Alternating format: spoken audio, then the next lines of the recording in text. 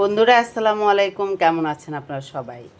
আশা করছি সবাই ভালো আছেন। দেখেন বন্ধুরা, আজকে আমার ময়নাদের জন্য আবারও সিলভার কাপ মাছ নিয়ে আসছি, বড় বড় মাছ। এগুলো মাছ মনে করেন যে এই আপনার এই পেট কেটে ফেলে দিতে হবে, দিয়ে শুধু পিঠটা আমার বাচ্চাদের জন্য খাওয়াবো। আর এই মাথার ভিতরে মজক, এই দেখেন একবারে তাজা মাছ। তো দেখেন বন্ধুরা, একটি কথা আজকে আপনাদের সাথে শেয়ার করি। এই যে অনেকে মনে করেন যারা পেজে কাজ করে, তারপর হচ্ছে আপনারা যারা ইউটিউবে কাজ করে, ইউটিউব কোম্পানিটা আমার মনে হচ্ছে যে অনেক বেটার আর কি। পেজের থেকে ইউটিউব কোম্পানি অনেক বেটার। আপনি দেখেন পেজে কাজ করতেছেন, আপনি পাগলের মতো করে কাজ করছেন, প্রতিদিন আপনি কন্টিনিউ 3টা 4টা করে ভিডিও আপলোড করছেন, ছবি আপলোড করছেন, স্টোরি আপলোড করছেন।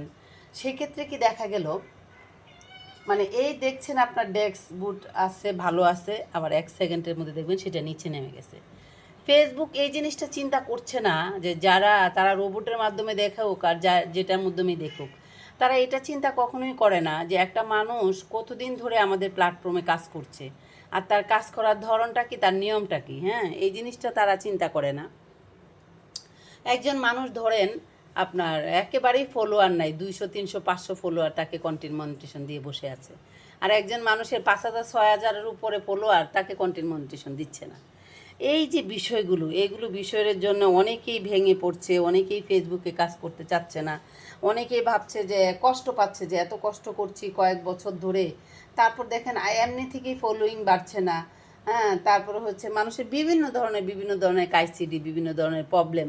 আবার দেখেন কেউ মোবাইলে কাজ বুঝছে না, বা এই সেটিং করার জন্য একজনের কাছে যেতে হলো, তাকে 1,000 টাকা দিতে হলো। আবার আরেকটা সেটিং করার জন্য একজনের কাছে যেতে হলো, তার কাছে আবার আরেক 1,000 টাকা দিতে হলো। যা একটা মানুষ একটা পেজের জন্য ধরেন পিওর সেট আপ করার জন্য একবার গেল, তারপর মনে করেন স্টার সেট আপ করার জন্য একবার গেল, আবার ধরেন সে ফেস খুলতে পারে না, ফেস খোলার জন্য একবার গেল। এখানে দেখেন একটা মানুষের যেতে আসতে, তার সে কাজগুলো করাতে তাকে একটা মানুষকে 1,000 টাকা করে দিলে কতগুলো টাকা একটা পেজের জন্য দিতে হচ্ছে। দূরত্ব থেকে, অনেক দূর দূর থেকে যদি একটা মানুষ একজন মানুষের কাছে যেতে চায়, সেখানে তার কতগুলো টাকা খরচ হচ্ছে, যাওয়া আসার গাড়ি ভাড়া।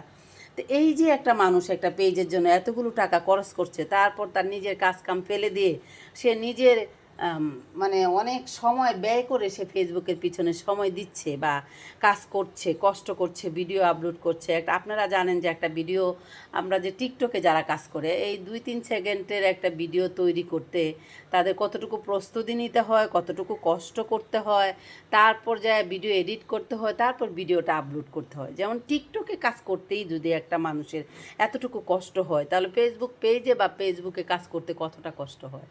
যাদের পেজ আছে তাদের তো কোনো প্যারা নাই, বা তাদের কোনো চিন্তা নাই, তারা মন চাইলে কোনো কিছু 12 বছর পরে একটা ছবি পোস্ট করতে মন চাইলে করলো, বা একটা লেখা পোস্ট করতে মন চাইলে করলো, তা না হলে করলো না। কিন্তু যারা পেজ নিয়ে কাজ করছে, তাদের হাতে সবসময় আপনার মনে করেন স্টকে ভিডিও রাখতে হয়। একটা মানুষ যারা কথা, মানে মানবিক কথা নিয়ে কাজ করে, তাদের সেই কথাগুলো তৈরি করতে হয়, সেগুলো বিচার করতে হয়। সেখান থেকে দেখেন আপনারা, যদি একজন মানুষের সঙ্গে একটা কথা বলা যায় অনলাইন প্ল্যাটফর্মে, সেখানে যদি আপনার কথাটা গ্রহণযোগ্য না হয়, সেক্ষেত্রে আপনার কথাটাকে কেউ গ্রহণ করবে না।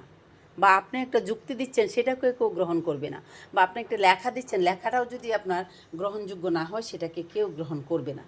তাহলে সেই মানুষটাকে তার মেধা খাটাতে হচ্ছে, তার পরিশ্রম করতে হচ্ছে, সেখানে তার সময় দিতে হচ্ছে। এত কিছু করার পরেও যদি ফেসবুক থেকে একটা মানুষ সফলতা পায় না, সেক্ষেত্রে কিন্তু মানুষের মন ভেঙে যায়। অনেকে বলে যে ফেসবুকে কাজ করব না ভাই, আর ফেসবুকে কাজ করব না, এতদিন যাবৎ কাজ করছি, কোনো সফলতা পাচ্ছি না, কোনো কিছু হচ্ছে না। তাহলে দেখেন, এই প্ল্যাটফর্মটাতে কাজ করে মানুষ আসলেই মনোবল ধরে রাখতে পারছে না। কারণ এত পরিশ্রম করার পরও যেহেতু কোনো ফল পাচ্ছে না, আবার এখানে ইনভেস্ট করছে, টাকা খরচ করছে, তারপরেও কোনো ফল পাচ্ছে না, সেক্ষেত্রে তো মানুষের ভেঙে পড়াটাই স্বাভাবিক। তবে আমি একটা কথা বলবো, যারা কাজ করছেন করে যান, আল্লাহর প্রতি ভরসা করেন। হ্যাঁ, তারপরে নিজের আপনার মনোবল ধরে রাখেন, কষ্ট করে যান, দেখেন আল্লাহ যদি চায় তাহলে একটা কিছু করতে পারবেন এখান থেকে। আর বন্ধুরা, একটা কথা বলি, আপনারা সবাই জানেন আমরা যারা অনলাইন প্ল্যাটফর্মে কাজ করতে চাই বা কাজ করছি, হ্যাঁ, অনেকেই মনে করেন এই যে স্টার গিফট করে, যারা স্টার সেট আপটা যারা করে নিয়ে আসে, তখন বলা হয় যে আপনি এবার স্টার থেকে ইনকাম করতে পারবেন। কিন্তু আমরা যারা অনলাইন প্ল্যাটফর্মে রয়েছি, তারা কি করে, বড় বড় লাঠিয়াওয়ালাদেরকে খুঁজে, হ্যাঁ, যার পেজে মিলিয়ন মিলিয়ন ফলোয়িং আছে তাদেরকে খোঁজে, যারা অনেক মানে কখনো কোনো কমেন্টের উত্তর দেয় না তাদের এই পেজে গিয়ে কমেন্ট করে। তাদের পেজে মনে করেন হাজার হাজার কমেন্ট পড়তে থাকে মানুষ, সেখানে গিয়ে কমেন্ট করে, তারা কিন্তু কমেন্টের উত্তর দেয় না। আর যারা ছোট ছোট পেজ নিয়ে কাজ করে তারা কিন্তু ঠিকই কমেন্টের উত্তর দেয়, তারপর হচ্ছে আপনার একজন মানুষকে ফলো দিলে ফলো দেয়, ভালোবাসাটা জানায়, আপনার প্যাক বিটটা দেয়। আপনি তাকে একটা কথা বলছেন, সেটা আপনাকে সে ব্যাক করে আবার আপনাকে একটু সান্ত্বনা দেওয়ার বা ভালোবাসার চেষ্টা করে, যেটা বড় বড় পেজ এরা করে না। কিন্তু তারপরেও মানুষরা ওই যে কথায় বলে না, তেউল্লা মাথার তেল দেয়, যার মাথায় তেল আছে তার মাথায় একটু বেশি করে তেল দেয়, সেখানে মানুষ ঝাঁপিয়ে পড়ে। এই জিনিসটা বুঝে না যে যারা ছোট ছোট পেজ নিয়ে কাজ করে, বা যারা মনে করেন আপনাদের বাসায় যে পড়ে যাবে, আপনাদের বাসায় যারা আপনারা ছোটো ইউজার বলেন, আমি জানি না কেন আপনারা ছোটো ইউজার বলেন, তো সেখান থেকে মানুষটা স্টার না পেলেও প্রত্যেকটা মানুষ কিন্তু জানে যে অনলাইনে যারা কাজ করছে বা এই প্ল্যাটফর্মে যারা কাজ করছে সবাই কিন্তু এখান থেকে একটু ভালো কিছু পেতে চায়। তো ভাই, আপনারা যে ভিডিওটা দেখেন, একটা ভিডিও শেয়ার দিলে আপনাদের কোনো ক্ষতি হয়? একটা মানুষ যদি তার মনিটেশন থেকে ইনকাম না পায়, একটা মানুষ যদি তার স্টার থেকে ইনকাম না পায়, আপনারা যদি একটু ফলো করে দেন সেটা দিতে পারেন। আপনারা দিলেন না, ধরেন আপনার মন চাইলে ফলো দিলেন না, আপনারা তো চাইলে একটা ভিডিও শেয়ার করে দিতে পারেন ভাই। আপনারা যদি এরকম করে শেয়ার একটা একটা করে করে দেন, তাহলে সেই মানুষটা কি করে, ওই শেয়ার থেকে যে সঞ্চয়টা জমা হয় সেটা একসময় সে উত্তোলন করতে পারে, সেখান থেকে তার একটু মনোবল ফিরে পায়।